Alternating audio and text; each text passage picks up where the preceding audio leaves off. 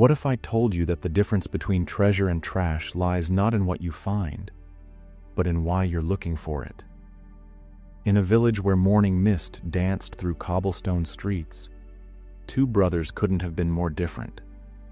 The elder brother, Marcus, rose with the sun each day, his calloused hands telling stories of honest labor. His younger brother, Thomas, preferred the warmth of his bed to the call of responsibility, always seeking shortcuts to success.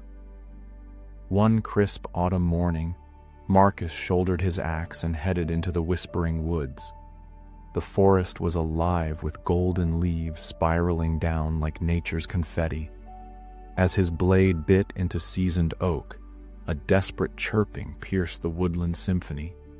Most would have ignored it, but Marcus possessed something rare, a heart that listened.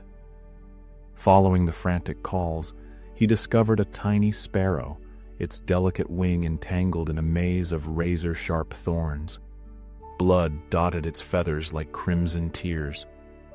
Without hesitation, Marcus set down his axe and began the painstaking work of liberation. Each thorn required patience, each movement calculated to avoid further harm. His own hands bled as he worked, but he persevered until the grateful bird soared free.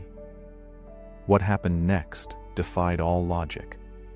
The sparrow circled once, twice, then descended to drop something at Marcus's feet, a seed no larger than a pearl, gleaming with an otherworldly golden hue.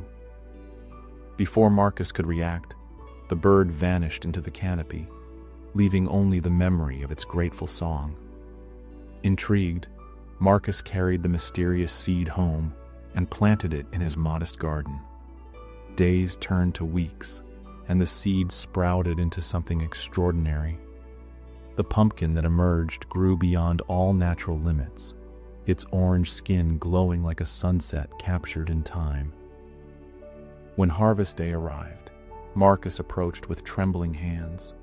The moment his knife pierced the pumpkin's flesh, light spilled out like liquid sunshine. Inside lay a treasure beyond imagination, gold coins that caught the light like fallen stars, precious gems that held rainbows in their depths, and jewels that seemed to pulse with their own inner fire.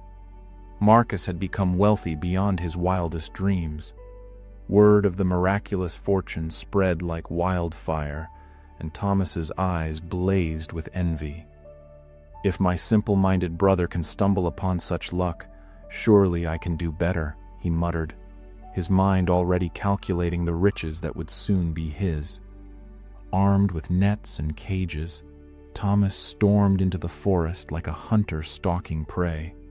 He searched with the desperation of greed, overturning every bush, investigating every tree hollow. Hours passed before he finally discovered his quarry, a small finch caught in a tangle of thorns. But Thomas's rescue was mechanical, impatient. He freed the bird with rough efficiency, his eyes already scanning the sky for his reward. The finch, sensing his hollow motives, dropped a seed identical in appearance to the first, then fled without ceremony. Thomas practically sprinted home, his heart pounding with anticipation. He planted the seed with shaking hands and waited, counting imaginary riches in his head. When his pumpkin finally ripened to enormous proportions, he could barely contain his excitement. The knife sliced through the orange flesh with a satisfying thunk. But instead of golden light, darkness spilled out. The pumpkin was packed with jagged stones that cut his fingers, writhing insects that made his skin crawl, and debris that reeked of decay. Thomas stared in horror at his treasure, the bitter taste of his own greed filling his mouth. In that moment of crushing disappointment, understanding dawned. The magical bird hadn't rewarded actions. It had reflected intentions. Marcus's genuine compassion had multiplied into abundance, while Thomas's selfish calculations had yielded only emptiness. Shame washed over Thomas like a cold wave, but within that shame lay the seed of transformation. From that day forward, he chose kindness over cunning, sincerity over selfishness, and discovered that the greatest treasures aren't found in pumpkins. They're cultivated in the human heart.